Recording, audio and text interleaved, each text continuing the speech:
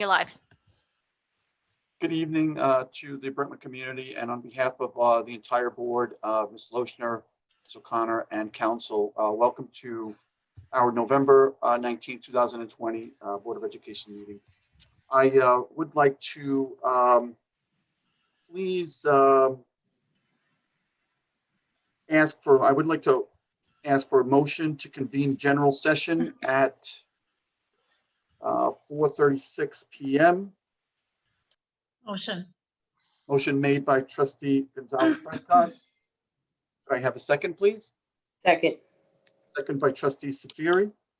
All in favor? Aye. Please turn on your microphones when we are voting. All in favor? Aye. Aye. Aye. Opposed? Abstentions? So moved.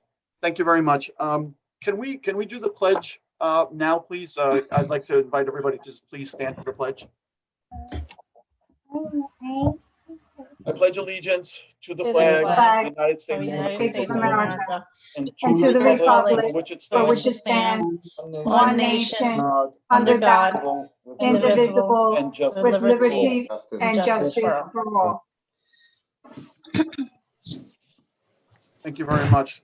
So to the community that's out there joining us, it is anticipated that we're going to come out at 6:30 p.m. for the continued public portion of this meeting. In the meantime, I am going to ask that we please have, I need a motion to recess general session and convene into executive session at 4:38 p.m. for the purposes of seeking legal advice from the board's attorney. Could I have a motion, please? Motion. Motion by trustee Felix.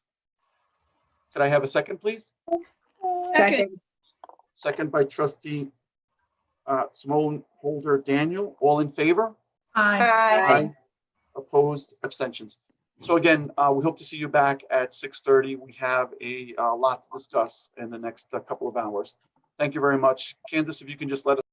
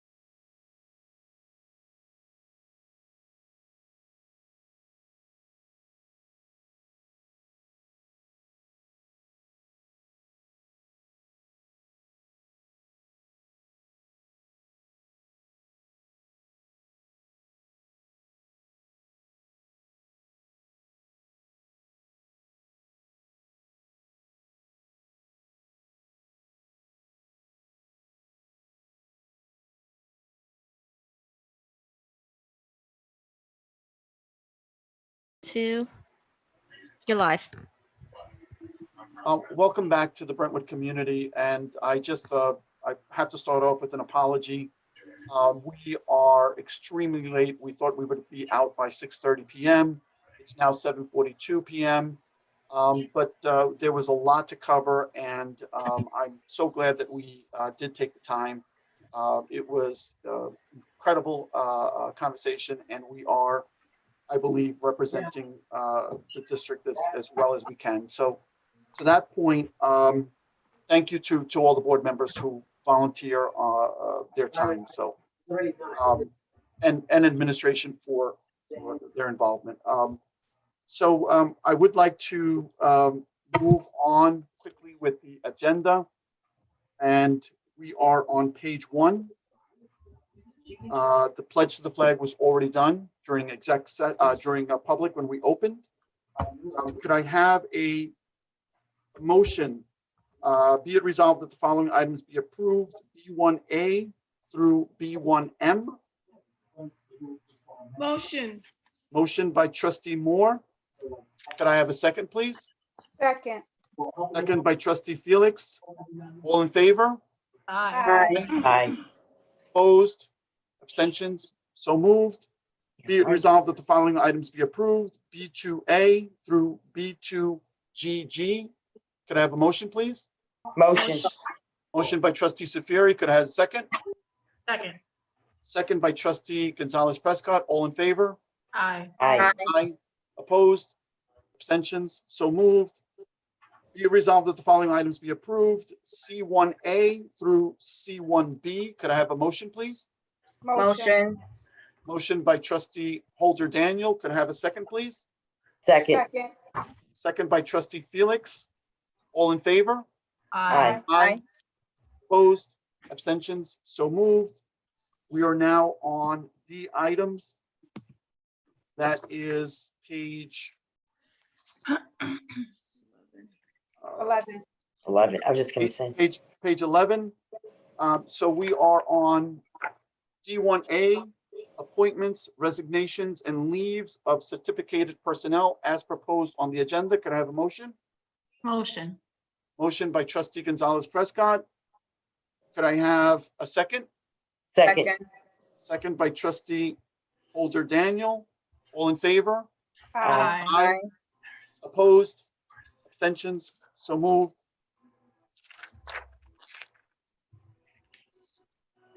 We are on D1B, appointments, resignations, and leaves of non-certificated personnel as proposed on the agenda. Could I have a motion, please?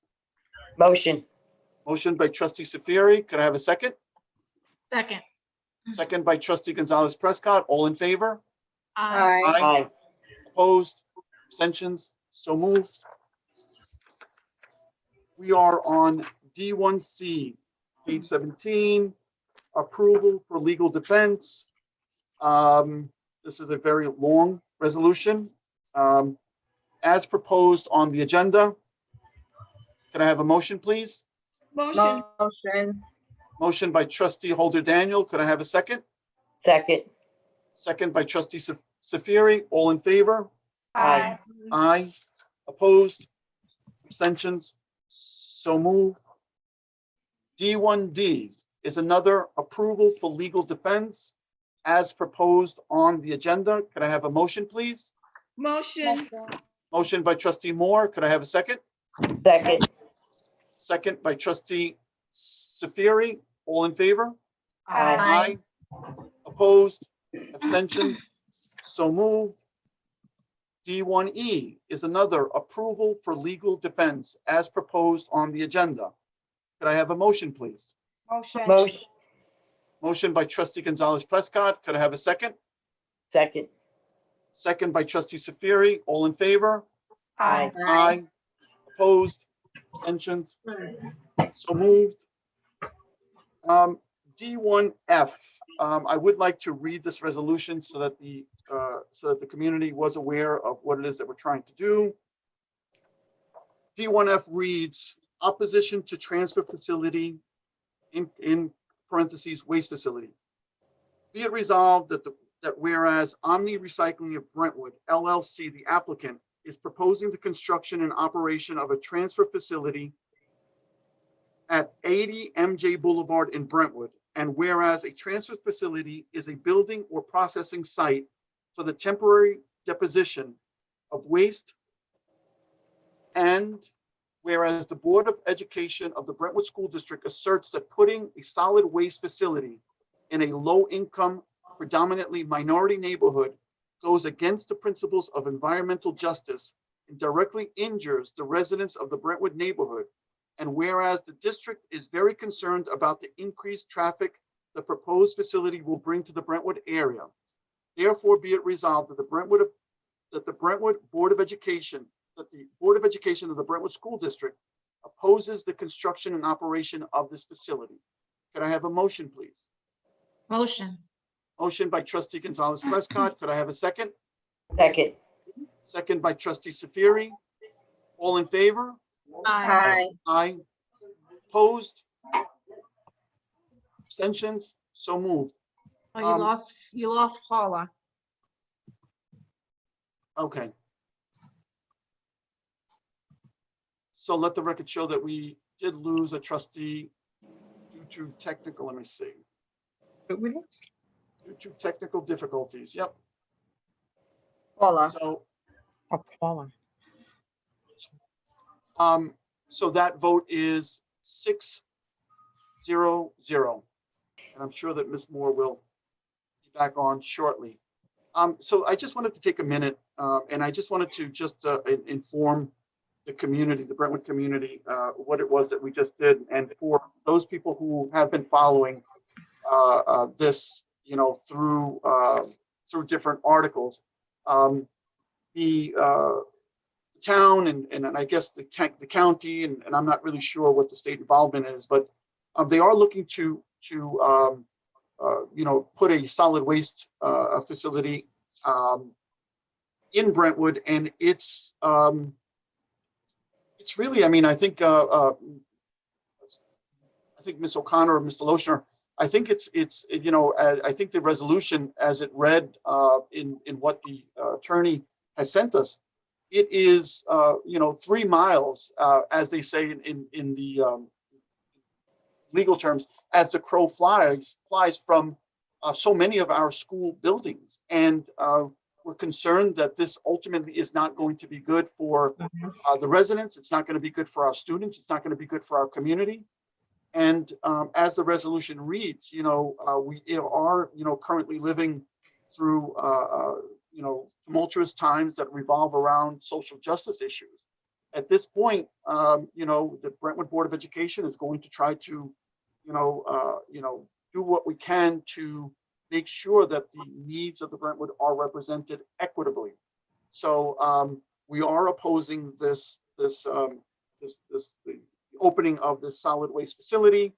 You know, we've always had help from our elected officials, and you know, we will be reaching out to them for this help. They have been steadfast and they've been champions on these issues in the past, and you know, to them, thank you, all of them. You know, Mr. Lochner, I mean, I know that we had spoken about this way back. Here's the resolution. This is what we're doing. Do you want to add anything that maybe? No, no, actually the resolution is perfect. I mean, I completely agree with it. I mean, there's lots of concerns, not the least of which is the traffic that will accumulate in all the critical areas. As you mentioned already too, that it's very close to our schools. I really don't see a purpose for putting it right where they recommend putting the transfer facility. It just doesn't make sense. I think it will really clog our already clogged streets. And you know, I think the resolution is perfect. I will, as you had mentioned, I'll speak to Phil Ramos, Sammy Gonzalez. Obviously, Senator Martinez has been terrific to us over the years as well. I'll speak to her, you know, and I'm sure they'll support our resolution. Thank you, Ms. Lochner. So the one thing that I would like to clarify to the community is that our attorneys have done some preliminary work in terms of, you know, investigating what it is that is being proposed. So we will be putting up some more information to our district website. There'll be a map, there will be some detailed information. If I remember correctly, when I did skim through it quickly, I believe that there's maybe up to 130 trucks moving in and out of that facility per day. And if anybody is familiar with how to get to the MJ Boulevard, that's off of Wicks Road and onto Suffolk Avenue, heading west. So, 130 is what's being estimated now. I could see that easily picking up to well over 130 once they get started. So, so we will be adding that information to the district website so that the community is aware of what's going on, and we'll do that as soon as we can. Yeah, thank you, Ms. Feliciano. I'll make sure that gets scanned in and put on the website.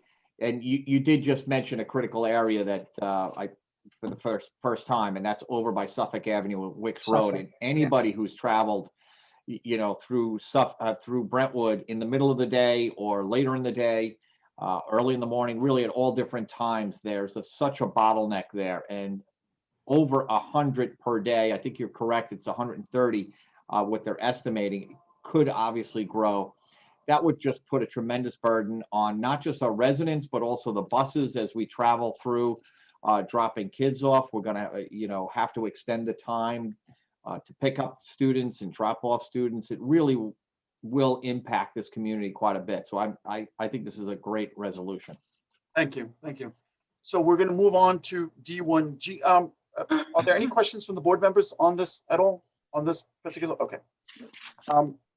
D1G, stipulation of settlement.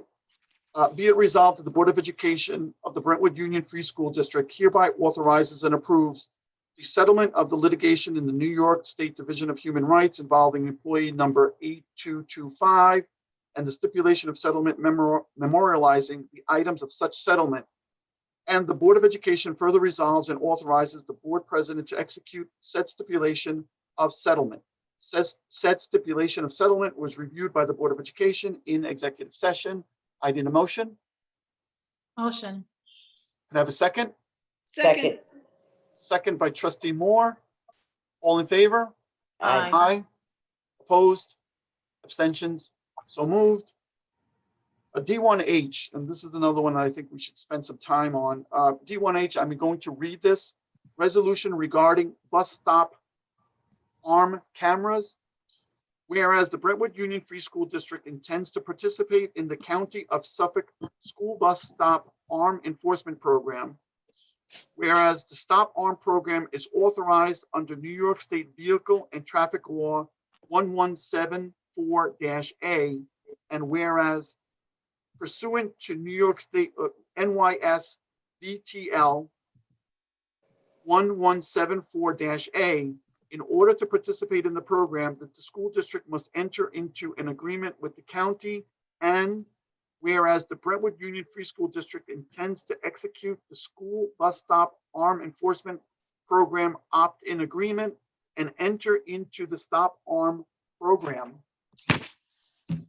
Be it resolved that the Brentwood Union Free School District Board of Education hereby acknowledges and approves the Suffolk County School Bus Stop Arm Enforcement Program opt-in agreement made between the County of Suffolk, Brentwood Union Free School District, Bus Patrol America LLC, and Bus Company. Authorizes the the board president to execute the agreement and agrees to be bound by the terms of the agreement. Can I have a motion, please? Motion. Motion by trustee Safiri. Could I have a second, please? Second. Second. Second by trustee Felix. Could I have all in favor? Aye. Opposed? Abstentions? So moved.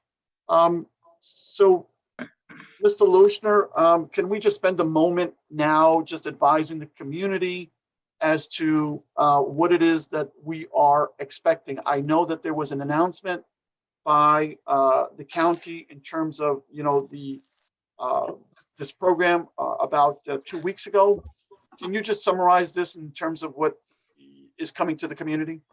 Sure. Thank you very much for the opportunity. It is the stop arm resolution that was the Board of Education just approved. And what it is, it's very simple.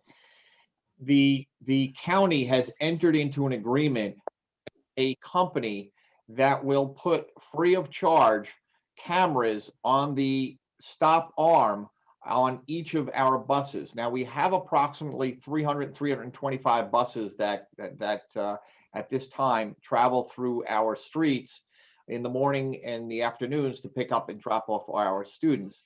Now, what this stop arm camera will do, obviously, once the stop arm is engaged, the camera will also be engaged at the same time.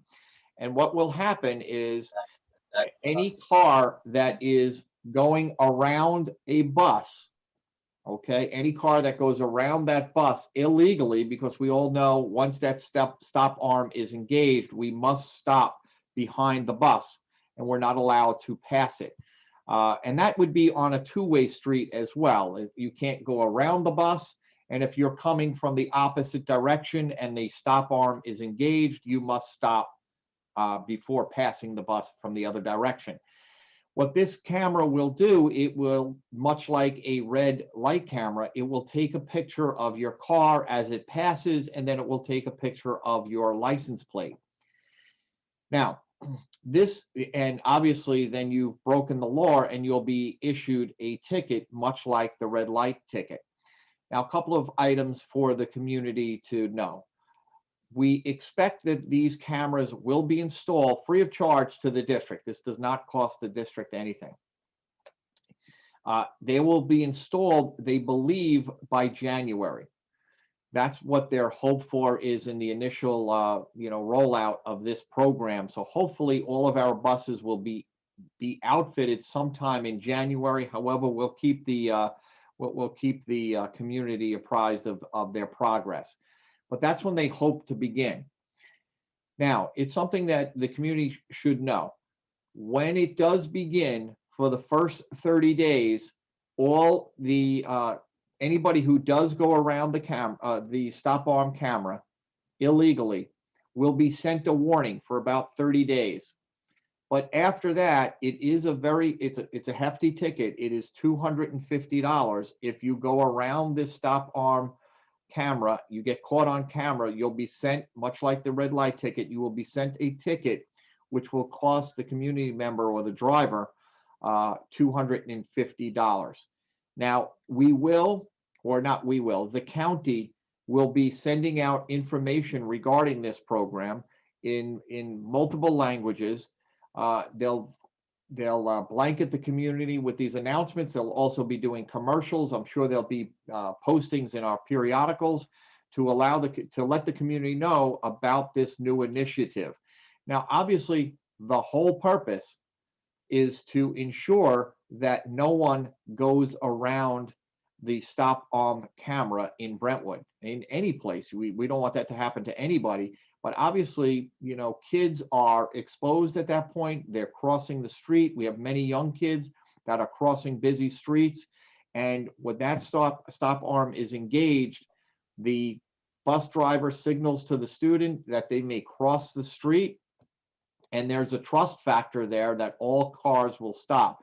And there is a statistic that across the United States, it's actually a staggering statistic and one that I find really incredible.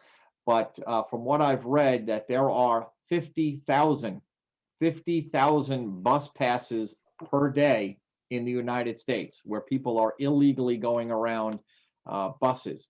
And obviously the potential to hurt students is real. And that's why the county has entered into this agreement, and Brentwood has entered into the agreement with this company as well as the county. Thank you so much. And we're hoping that, the part of the law does include, the funds going to some kind of educational fund in the county. And there are going to be, we're hoping there are going to be some additional changes to the law that might actually redirect the money that's made from the stop arm cameras back to the original district. That's not been solidified yet, but we are hoping that is the case. But as a board member said a couple of weeks ago, we're hoping that, that this program makes absolutely no money because, the safety of our children is paramount. And that's why the board decided to go ahead and, step into this agreement with the county and the stop arm camera. Yeah, exactly, Ms. Feliciano. Obviously, yeah, we hope that we have 0 tickets issued in the Brentwood community. And you're right that, part of this agreement with the county is that some of the monies will return to the district, and it could return to the district in several ways. One of them might be additional crossing guards at critical stops that we recommend to the county. That's number one. It also could be some paving issues. So if we believe we need sidewalks or curbs on certain streets, the county is committed to reinvesting some of this money that is issued by these tickets back into the community to do some of these projects. Yes, thank you. Thank you, Mr. Lucian, for the explanation. So we are now on E1F, E1A, student enrollment figures. That is as per our agenda. I would like to note that our current enrollment as of October 30th, total enrollment, Mr. Loshina, is 18,436. Yes. Okay. Yeah, that's an accurate number. Obviously, that was an accurate number at the end of October. Yes. It may have changed a little bit going up or down. Okay. And we are now at the bottom, F17, miscellaneous items for information only. I would like to note that December's workshop meeting was moved from Thursday to Wednesday. And now we are on G1A, old and new business. I asked that we did have the piece on the agenda in terms of, putting a discussion together on revisiting the issue that we had brought up a couple of months ago in terms of retiring the Brentwood Indian as our mascot. I know that we had the resolution on our agenda, months ago, and it was strictly for discussion. I wanted to allow for the community to see what the resolution looked like. I wanted to start the conversation, and we were hoping to pick this conversation up sometime after. So we're in the middle of November, and what I am going to reference is that there was a clip from the National Congress of American Indians that I did send out to all board members. Mr. Lushna, I don't know if I sent it to you, but I will send it to you tomorrow. Thank you. And basically, there continues to be a nationwide movement to retire Native American mascots from all institutions. And this clip, this video, is fairly new. I want to say that I got it probably within the last week. So I did forward it to all board members. What I'm hoping to do is to put pieces of the clip and the link to the entire video on our website, just so that the community makes itself familiar with what it is that we are grappling with. What was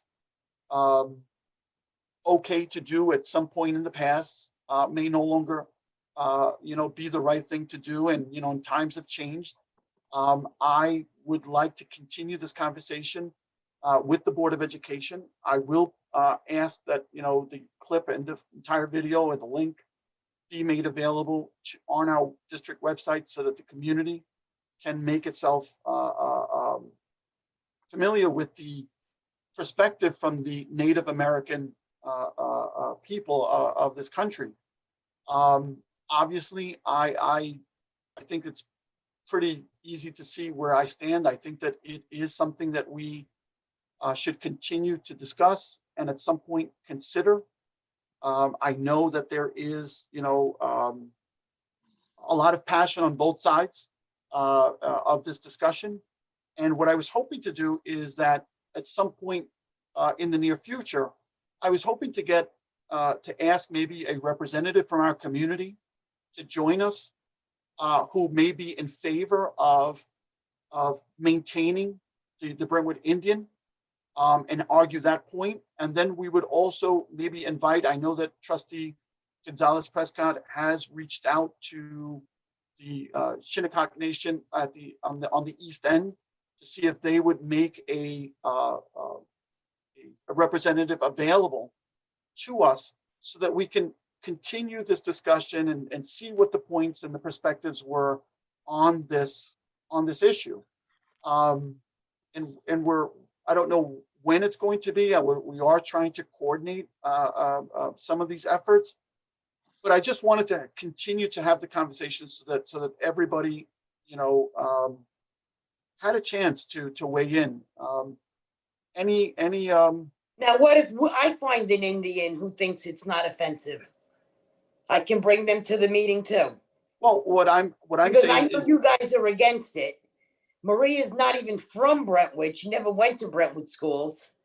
It means a lot to me and the people I went to school with. So I really find this, I just find it very hard. So if she's going to call it an Indian reservation or whatever, I think maybe we should find somebody, the people that are fighting for to keep it, find somebody to say it's not offensive. yeah, no, and Ms. Safiri, and this is what I'm saying. So I'm saying absolutely, we are going to be looking for somebody who's going to, from the community, who's going to argue that point exactly. So yes, so the idea would be that we would have both perspectives, and certainly, you know, you as a trustee would have, you know, certainly, you know, a lot to say about, you know, what direction the district would be heading in. So I yes, never win a vote on this board, so it doesn't matter. no, Robert, so Robert, can I suggest that we add it to this year's election as a voting item and have the community vote on it? I mean, you know, I appreciate what you're saying to have people come in, but to add to that, let it be a community decision based on whatever forum we provide and whatever, you know, let it be a decision the community makes. I think, yeah, no, and I think, the reason why I'm bringing this up is because every other school district, and I But think we're not every other district. Why do we have to follow what everybody does? So what does that mean? Lockfield Road and Indian Head Road, they're gonna start changing all of Northport now? All of Long Island has to be changed then. Do you realize all of Long Island streets, just about main roads, are named after Indian? So that means all of Suffolk County's got to get changed. Come on. Just because somebody else is doing it doesn't mean Brentwood has to do it. We've always been unique. Let's leave it that way. We don't have to follow what other people are doing. That's how I feel. I'm sorry. Yeah, no, absolutely. And you're entitled to that opinion. Shelter Island was the last school district that I can remember on Long Island that did change, that did decide to retire. I don't care what they do. And all of these decisions have been made through board resolutions. And that is what I believe would be the most effective way. I think that we are, you know, we were voted in to represent the community. And you know, and there are arguments on both sides. I don't discount anything that Trustee Safiri. It's not like we have an Indian running around. Yep. I respectfully disagree, Robert. Yep. I think it's a community decision, not a board decision. This is something that impacts not just the board, but our community is a representation of our district. And part of our district is the community, the students, the parents. And I think they need to weigh in on this as well. Ms. Moore, you're on mute, Ms. Moore. The students don't vote. And I think this is all started by the young people in this community, but they don't get a chance to vote. The young people think a little bit different from us older folks. And that's the new generation that's coming up, and they think a little bit different. But so we can have a district. Yeah, but that's the problem. If it's the students that are thinking different, then let's do a district survey and see what those numbers look like. That's my point. We need to have the discussion first. But wait a minute. You have students then put it out to the community, but we need to talk about it. I agree with that. Then put it out to the community, but we've got to have the discussion first. I agree. I agree. I'm not discounting that. I just don't want it to be a board decision. I don't want it to be the 7 us making a decision for the community. No, the They need community, to be able to weigh in. Students, everybody, we should have, even if we have to form a committee, but somehow the Agreed. young people have to be involved. I agree. They're the ones that started it. They're the next generation coming up, and they should have a voice.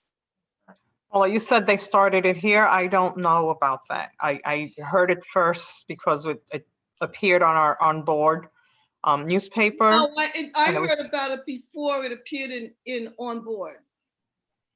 From our students here in Brentwood. And the I young just want to people- clarify. The young people, even around, they're starting this, and we've got to listen to them also. You can't exclude them. They do not vote, but let's have the discussion with a cross section of people. And what about all the old alumni from Brentwood then, if you want to start including people?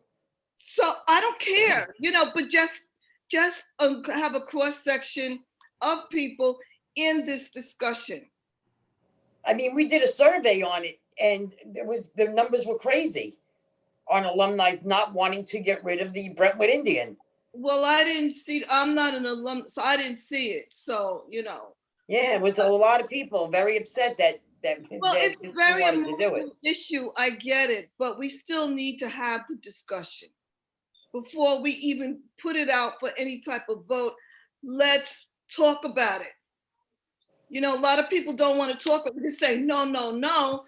But let's hear the other side. I'm agreeable to that, and whatever way it goes, it goes. But Well, Eileen's right. The board should not vote for it because we know which way the vote's going to go. You don't know how I'm going to vote. I want to hear right. what the committee has to You're say. right. You're right. I But know how I can put feel. money on this one. Let me tell you. I just want to clarify. I just think it's worth a discussion Right. for all parties involved, not just the board. That was my point. I'm not implicating how anyone's going to vote because I don't know. That's beside the point. And I just want to be clear on what my position is on this.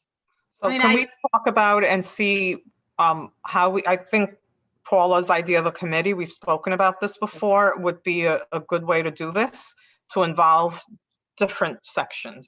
But I think we do need to take everybody's thoughts into consideration and come up with an agreed upon decision that we can present. We need to listen to all sides, pro and con on this. Because Well, why are you saying it like that? To the other side, Cindy, you might change your mind. You don't know that. I'm not changing my mind. Believe me, no matter what, and nobody will change my mind on this. I'm a Brentwood graduate. I've lived here. I'm a taxpayer. I know what I want. Well, my kids are Brentwood graduates and they don't feel the same necessarily. Well, my kids do. My kids want the Brentwood Indian. All of them. And I could count about 25 kids that lived with me. And I asked every single one of them, and every single one want to keep the Indian. We still need a discussion. That's fine.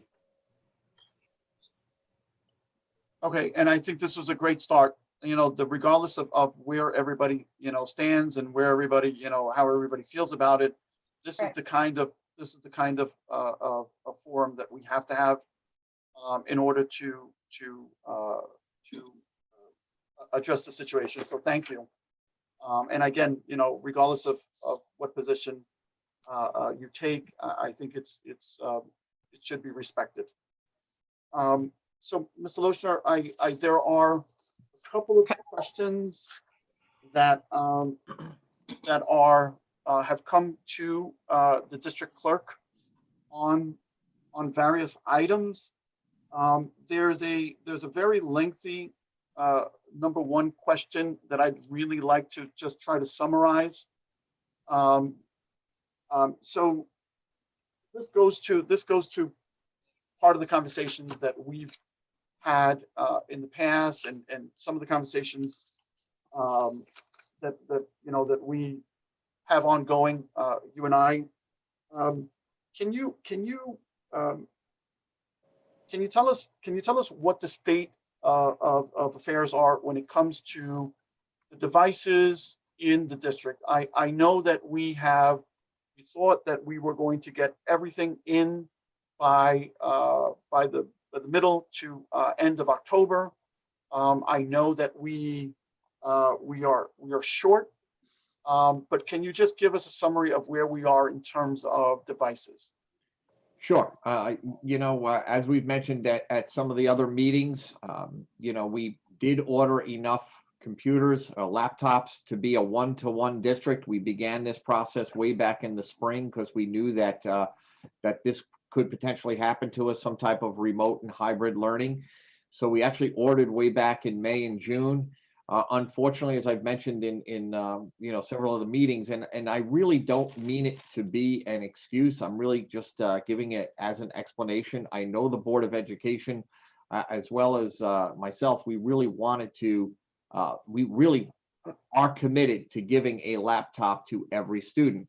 However, even despite ordering these things way back in May and June, that the supply chain worldwide has really been disrupted, and we have not received all of the laptops that we've ordered. But we are scrambling, all over the place. We're contacting on a daily basis different vendors to try to get laptops in, because the vendors that we have been working with obviously keep pushing their delivery dates back.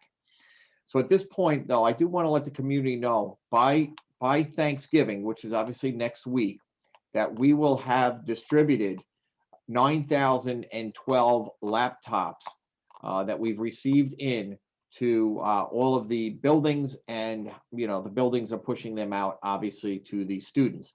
So we'll have over 9,000 laptops delivered by this time next week.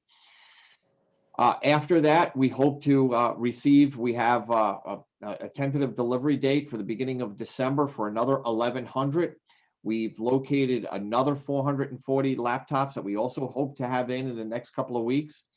And that's another about 1,500 or so laptops that we will image and push out to the students. I understand that there are still quite a few students out there and parents frustrated by the situation. We are equally as frustrated, and I do apologize to the community, but we are doing everything possible to get computers in, get laptops in, and turn them over to the kids that are in need. So that's where we are. I will continue to update the board and the community as much as I can. We are, as a matter of fact, even during our exec session, Ms. O'Connor actually was on the phone with Ms. Chang, and they might have tracked down another few thousand laptops that are potentially in a warehouse that will fit our needs. Because remember, we're actually distributing right now. We're handing out Lenovo's, which are really exceptional laptops, and they're both. They can be written on the screens as well as typed in. They have a large memory. They're Windows 10. So they're really terrific laptops. So we've kind of set the bar high on what we want, and we can't go lower than that because it can't support all of our district level programs. So there is a certain amount of memory and other things that are needed in that laptop when we distribute them. Because I have heard from a number of community members that there are Chromebooks here and Chromebooks there. And that may be true, but they will not fit the needs of the district. So we actually can't go out and buy Chromebooks. There are specific laptops that we need in order to, satisfy our conditions. So Yeah, that's Mr. Luciano, thank you for mentioning that, because that's an additional 4,000 items, devices that you had mentioned to us a little earlier. Mhm. And I just wanted to, let the community know that, that the Board of Education has really kind of written a blank check to the superintendent and to our business agent, Ms. O'Connor, to make sure that we're getting this done. This is not going to be held up because of funds. We will cancel the orders that we have that haven't been delivered. The ones that we put in May and June, if we find them elsewhere, because we were promised a delivery date and they have not come through. So thank you to Ms. Lotion, Ms. O'Connor, and Ms. Cheng. We're committed to try to get, a device in every every student's hands.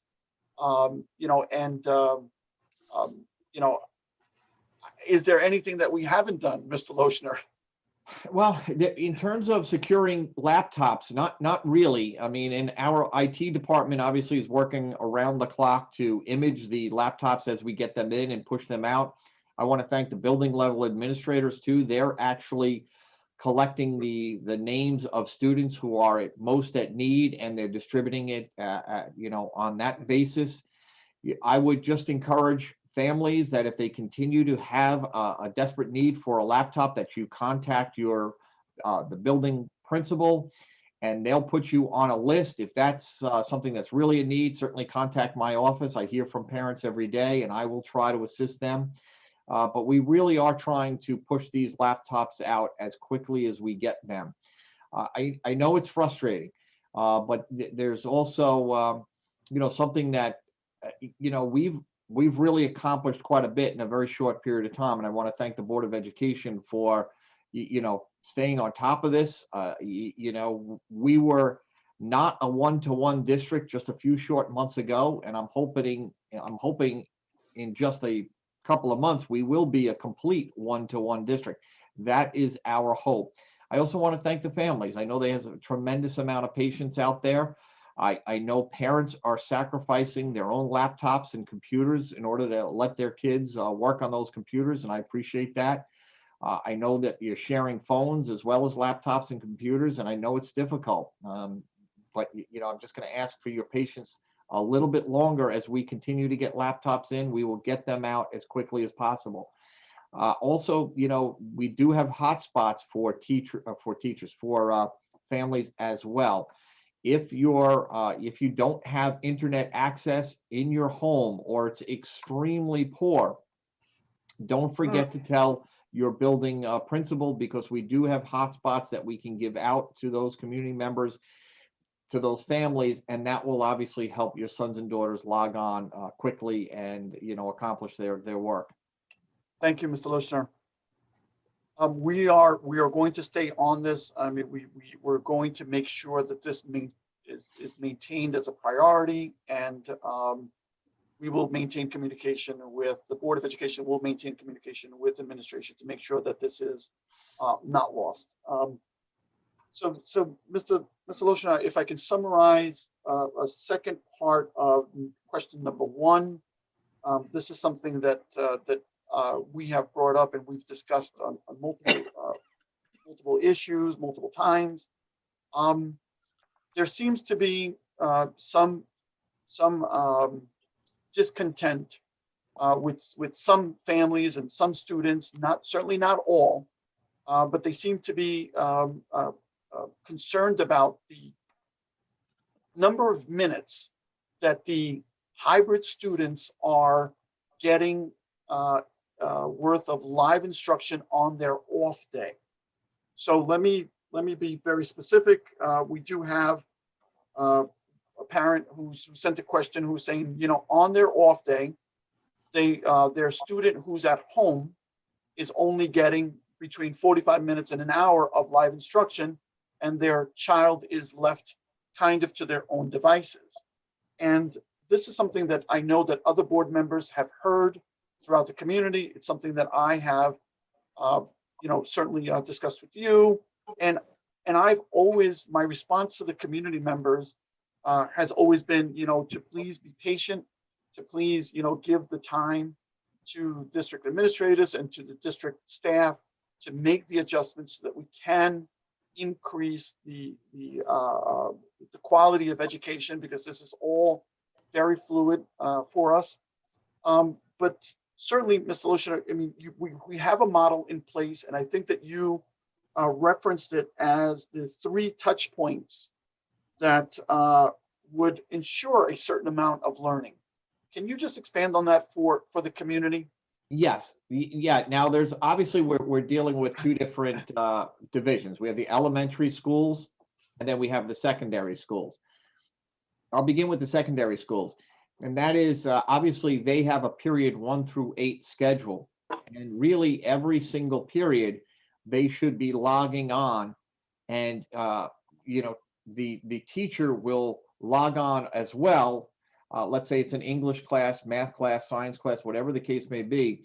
So all 8 periods, I mean, obviously, there's a lunch in there, so that might not be it. So about 7 periods a day, students should be logging on while they are hybrid students and remote students, where they log on at the beginning of the period.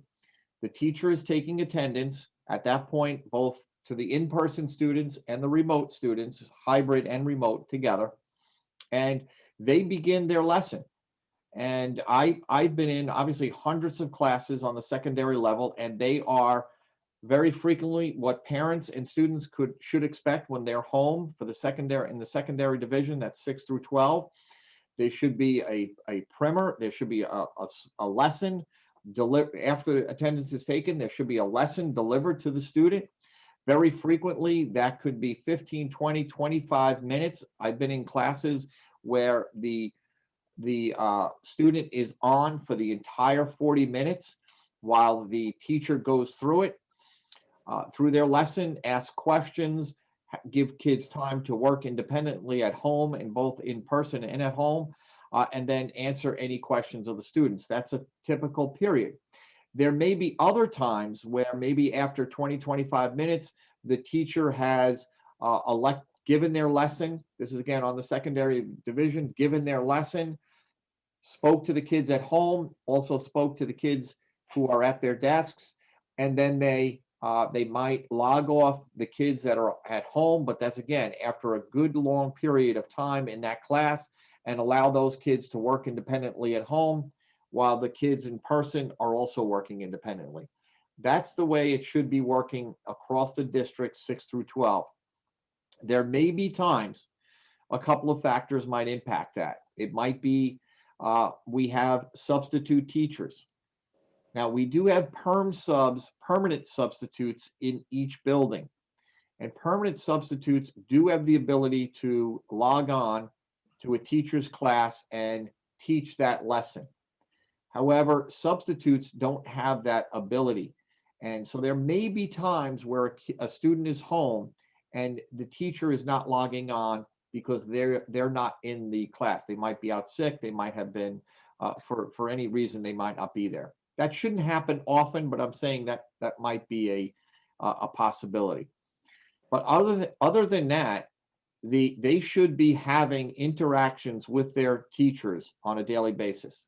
Okay, that's the secondary division. I believe I touched on every possibility. Obviously, your art teachers as well. Again, I've been in many classes. The art teachers, the music teachers, they're conducting classes with the kids at home while simultaneously teaching the kids in person. That's some music classes. I've been in there where orchestra and chorus, you know, and band, they're actually working with their kids remotely and, you know, and in person. Now, there may be times where, you know, that might be less. Maybe it's 10 minutes because of something that's come up, or it may, and like I said, very frequently, it's the entire 40 minutes. But there really should be every period a teacher logging on with their students. And if I can spend a moment here, we need every student to log on when they are home. Okay, if you are a hybrid student and you have a schedule, it's imperative that you log on. And it's also imperative that parents, if you and your son or daughter have chosen the remote option, it's really a large responsibility obviously falls on the student at that point to log on and make sure they are logged on and interacting with their teacher every single day. And they can't log on and just, you know, leave the room. They really should be there for the entire lesson. And I am asking parents to give us assistance here because it's a big responsibility. When students are home, there's obviously a teacher is not there. There is an administration out there making sure that they are in class, books open, and are participating. So there's a great deal of personal responsibility that's been. I'm just curious, I'm sorry. What do the teachers do though if the kids are logging on, but they don't see them? And they Well, ask them a question and they're not answering? Sure, I mean, and that does occur, and what they've done. No, it's happening, it is happening a lot. Right, it does occur, and what teachers are doing is just like they would do in a normal class situation. They're contacting home, they're contacting their students, they're doing everything possible to make sure that they grab and capture those kids. But obviously, it can be very difficult as a teacher because they're dealing with in-person and kids who are home. So we really have to work together in this new world. It's imperative that parents and guardians are part of this process. When you have your child home, you really have to do everything possible to ensure that they are logging on and interacting with their teachers every single day, because that's going to impact their grades and their learning, and it diminishes the potential for them to grow academically. So that's kind of the way it works on the secondary level. And the final thing is there may be times where teachers, technology fails. It doesn't matter what school district you are in. Occasionally cameras go down, Aquas boards go down, computers go down. We just, after that horrific windstorm last week, I don't know if anybody remembers it, but it was just an unbelievable windstorm and rainstorm about a week ago. I think at the beginning of this week, actually. I think it was maybe Sunday into Monday. And, lots of our computers went down. Also, I think the railroad crossing stations, they were actually down across the town. So, sometimes that there are weather events that actually, impact, our ability to log on. So sometimes that will happen. And I apologize in advance to parents and students who are frustrated by that, and teachers, because they have to deal with it as well. Now, on the elementary level, it's slightly different, and that is grades 1 through 5.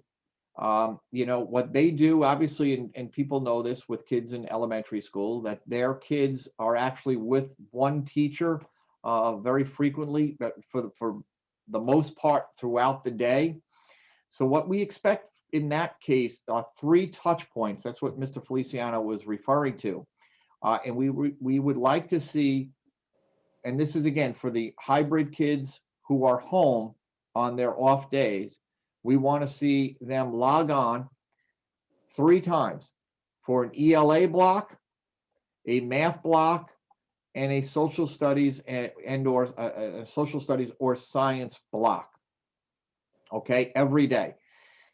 And there also will be the specials will also be logging on, not every other day, obviously, as per their schedule. So you should see a music teacher, okay, occasionally logged on with your child at home. You'll see an art teacher occasionally run a lesson with both in-person and students who are home. So that, and I mentioned phys ed as well, that there'll always be those specials that will also interact throughout the week with kids, both in person and on hybrid. So that's the expectation. Now, there are, again, same things. There may be some camera issues. There may be some computer issues. There may be other issues that I'm not aware of right now. But if parents are experiencing, a problem, please don't hesitate to call, my office, the assistant superintendents. Obviously, reach out to the teacher first. That would be my recommendation. Find out, because every building might have a slightly different schedule, and someone might be logging on at 9:15, someone else at 9:30. So please reach out to the teacher first and say, hey, my son or daughter is a green on, when they're home on gold, when should I expect them to log on for ELA, for math, for social studies and science? So I believe, and I'm certain that every teacher has sent home schedules to their kids, as well as building leaders. I know they've done that as well. So that's the expectation there. If there are problems, like I said, please reach out to the teacher first.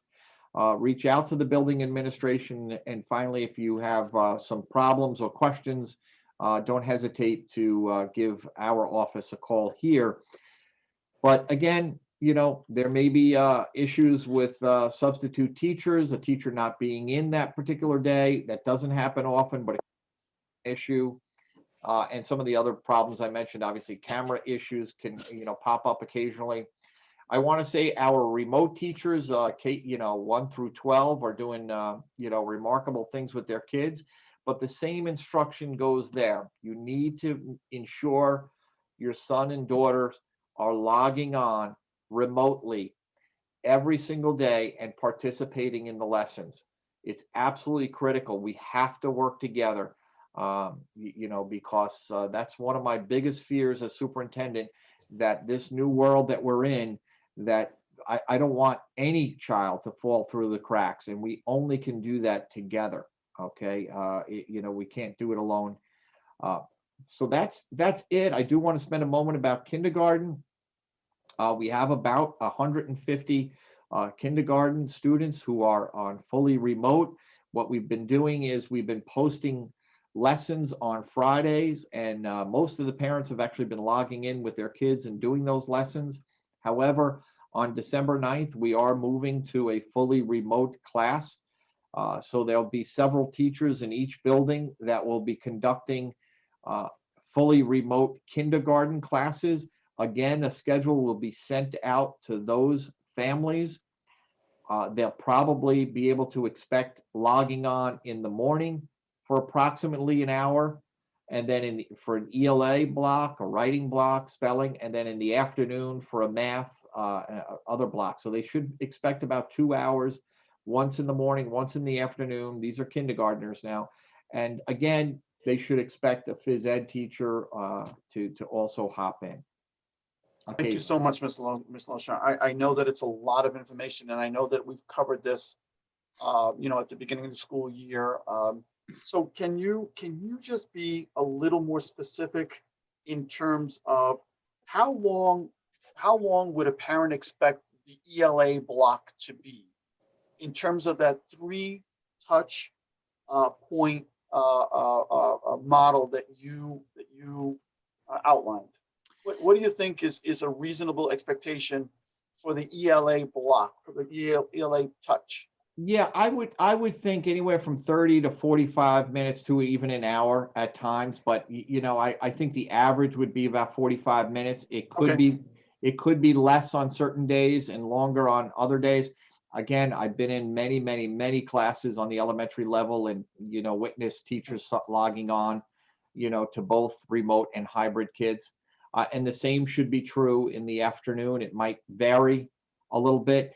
Remember, you know, what teachers are doing is they're giving work to their students at home, giving them a little lesson. Let's say it's a literature lesson, and they might give it to the kids at school and the kids at home simultaneously, but then they might log off while they do work independently at home and while they work with the kids in person, and then they might come back on to finish the lesson. Understood, absolutely. And the math block. So how long do you think something like that would be within reason on an average? I know that it's not every day. What would you think that would be? No, I you know, the very similar times, you know, that I was saying, and, you know, anywhere from 30 minutes to, you know, 45 to an hour. I think around 45 minutes, you know, would be a typical math block in the afternoon. And again, that would include where the instruction to the children at home and in person, you know, between the two, and then, you know, allowing kids to work independently, ask questions. You know, like I said, I've been in lots of classrooms where kids are holding up answers, you know, on the board. I will tell this too. I'm sorry, I don't know if I made this clear. This is now grades 1 through 12. Very frequently, teachers are sharing their screen.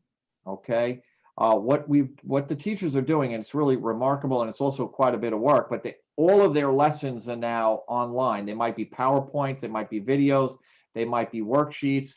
So very frequently I am in classrooms where teachers are not necessarily on camera, but they are sharing their screens. And by sharing our screens, I mean, you know, they might have a ditto up that, you know, shows some math examples, and they're actually writing on the Aquis boards, and the kids at home are watching the work being done, but they actually may not be seeing the teacher live. They're seeing the work being done on the board, and they're also listening. They can obviously listen to the teachers.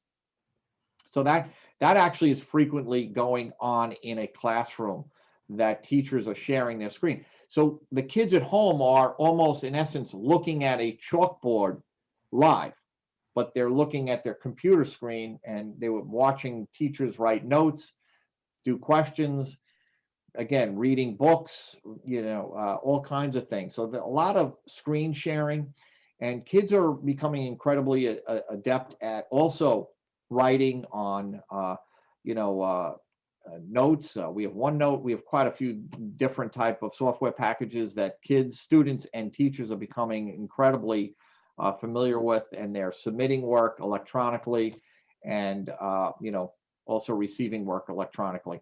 And for those parents and kids who still have cell phones, I mean, again, I know it's limited. The view on a cell phone is obviously much different than if they had a laptop, and I know that's frustrating for many families, and I apologize again you know, for that. I also know that sometimes because of the cell phone, they can't submit work electronically, but teachers and students are working together. You know, they're taking pictures of their work, and they're, you know, sending it to their teachers electronically that way. So, you know, lots of creativity out there, but that's the expectation. Yeah, no, Mr. Loshner, and thank you for that, because that's the kind of detail I think that some community members are looking for. And what I did was I added up the 3 blocks, approximately 45 minutes for the 3 blocks. We're talking about somewhere on the average of about 2 hours a day, give or take, depending on what's going on with the classroom, the teacher, and the students. And I think that that's, you know, that's something to build on. And I say something to build on because all of this has been a very new experience for the students, for the teachers, administrators, and all of us here. I want to, you know, personally thank all of the teachers that have really gone to all lengths to learn how to navigate all these platforms. I know it's not easy. I know that there are a tremendous amount, there's a tremendous amount of frustration. But I think that at the end of the day, you know, this district and each one of you and the students will be, you know, better because of this. I think that, you know, that we've now pushed ourselves and this district into a new learning experience that we could build on for years to come. So to each one of you, thank you.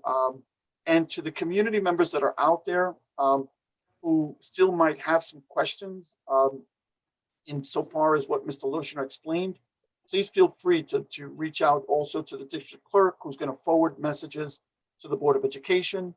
And we're all, you know, we're all here trying to do our very best to continue to educate the students of this community. I just wanted to echo what it is that Mr. Loshner said a little earlier in terms of the parent support.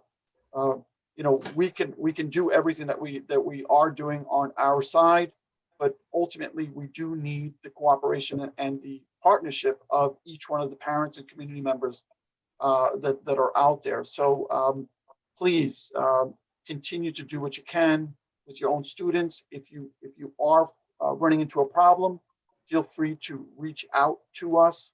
Our district clerk has kindly put up her email address at the bottom of our screen. I'm not sure if everybody could see that, but certainly you could log on to the district website and find the information to communicate with her if you don't get any satisfaction in terms of all those other avenues. Yeah, Mr. Loshner, thank you so much for the explanation. That's okay. If I could just, thank you, Ms. Feliciano. If I could just jump in also, you know, obviously kids are home alone a great deal of time, and it's a, you know, major concern of ours, the feeling of isolation that they might be experiencing, and any other problems, the trauma, the anxiety of going through this, this virus is really, you know, kind of wreaking havoc on our young people. And I worry about them a great deal.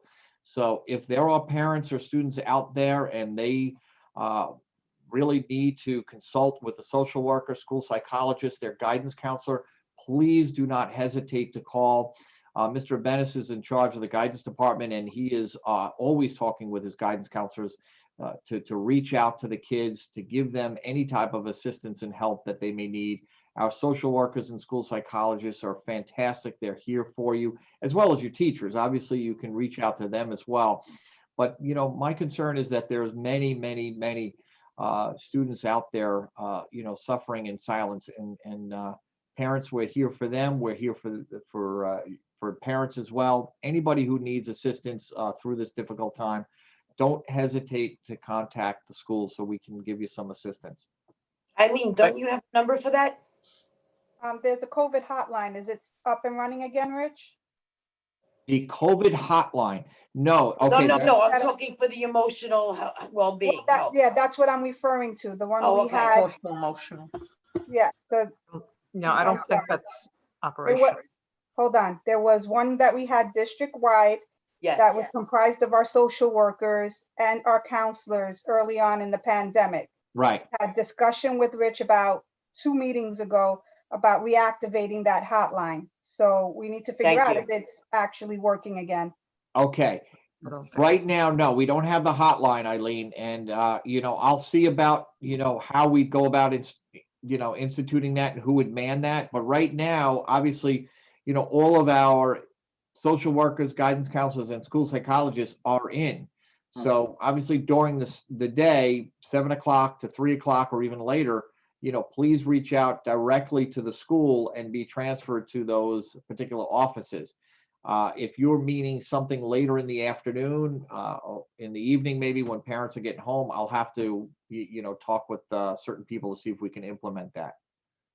But definitely reach out during the day. And if you don't get help, again, reach out to Kathy Hoey has put up her website. I'm sorry, email address. You can call my office, but, you know, definitely call the buildings because they'll put you in touch. We're hypersensitive to the needs of kids at this point. So please, you know, it shouldn't take long to get somebody who will return your phone call. Thank you so much, Mr. Lochner. So one just last thing, on behalf of the entire Board of Education, Mr. Lochner, Ms. O'Connor, Ms. Thomas, who's our counsel, we wish each and every family, each and every person out there in our community and the world at large, you know, a happy Thanksgiving. Next week is going to be a holiday that's going to be, you know, test the resolve of the district. We are hoping that everybody stays safe.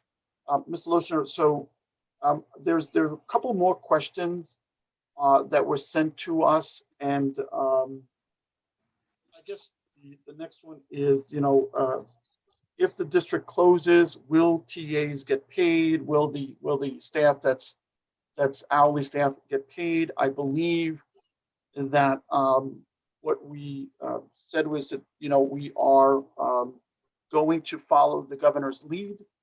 And so far, there haven't been any announcements made on this issue.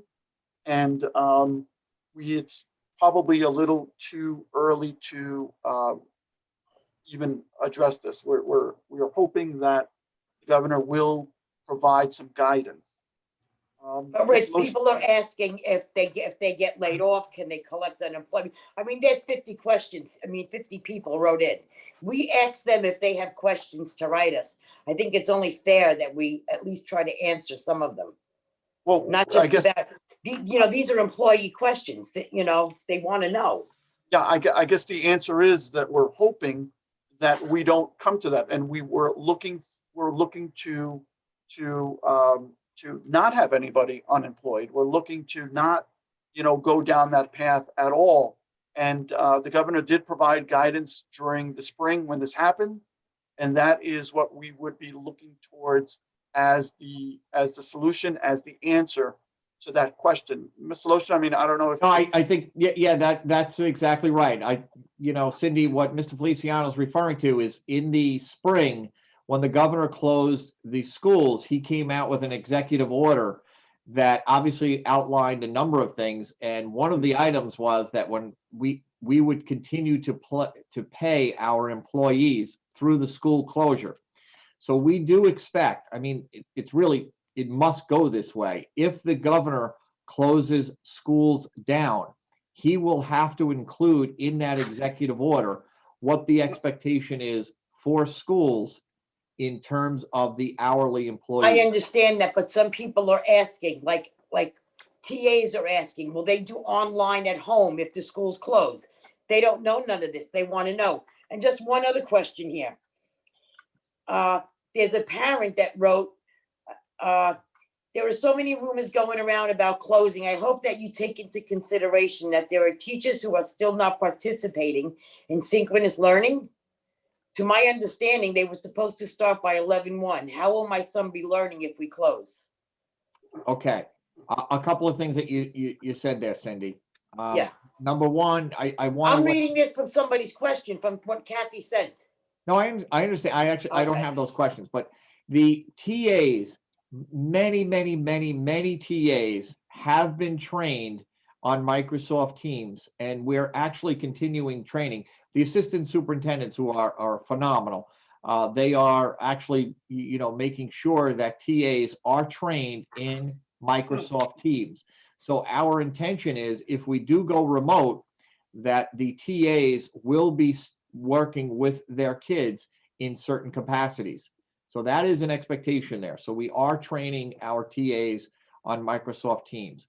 That's number one. I kind of lost it. What else did you? Yeah. Oh, I'm sorry.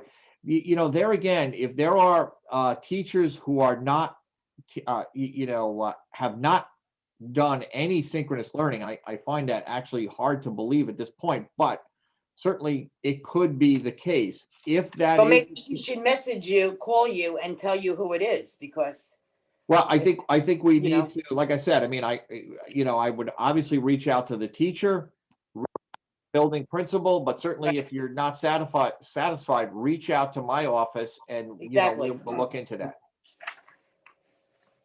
Yeah, I don't Cindy, have the rest. Cindy, I'm looking at those questions, and I think that the majority of those concerns were Or all about the same. yeah, we're about getting paid. There is one that's different, and I was hoping that Mr. Lochner or Ms. O'Connor could maybe tackle this one, and that is And that's what, and I really don't know what they're referencing. What about the 2-in-1 holiday check? There you go. Is that going to be received this year? Yes, that's on the payroll schedule, and that will be received this year. If somebody, a permanent employee work that typically gets it in December, they'll get it again this year. Okay, great. I kind of summarized, some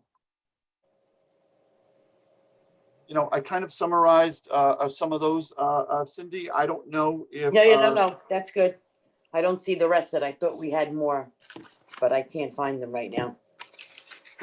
There is a question, Mr. Lochner, about whether or not we are closing after the holidays, and if so, will the TAs and monitors get paid?